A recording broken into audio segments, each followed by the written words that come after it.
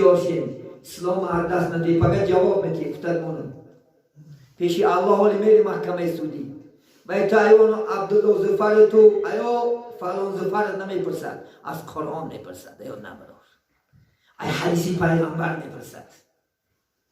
فلان چی منم گفتگی کردی حیات نمیبری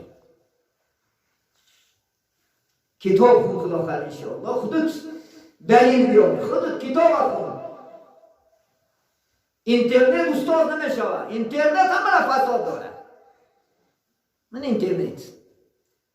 بچه با بچه امروز علاقه داره اینترنت زن بعدن امروز دعوا داره من زنشو میشم انا اینترنت دروغ فتنه حتی بعض موضوعهای بلوگرهای بدبخت بعض موضوعهای دینی دروغ اکثر نیسته پاکتا زده هرچی پلم زیاد چه وقتا درنش میدره عموما رسوا بیچاره عالم زور با مونده بارشنه همین صحبت میکنن درنش دروی سرکنک خدا نمیترسیدن توری موضوع تی توری تی تولت نیستش دوملو فلانچی گفتنش کی تو بیویت بسیار کرده در نیوه رسوا کرده پاک پیش الله دروغچی نیست جواب نمیدید ولی دنیا نخواهد پیش کرد نمیبینم ولی محکمه سودی در اعلام نمیکنه فلانچی بلاگر بود در دنیا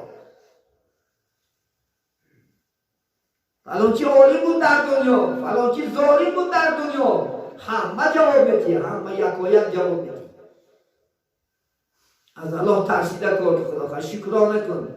این دوره ها ده این وقت آنده الحمدلله به عدد شکر من 4 طرف قبله کجای بلا توری بلا کار کن توری خدمت کن همونجا عبادت کن نمازت تا خون خدا خواهد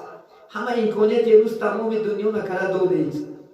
کجای مسجد همونجا داره شهرهای روسن مسجد کجای میری تمام دنیا طاعت عبادت است خوش عبادت نکن رایبت نه توری که الله هم دوست می‌داره الله هم یاردمت میکنه همه جا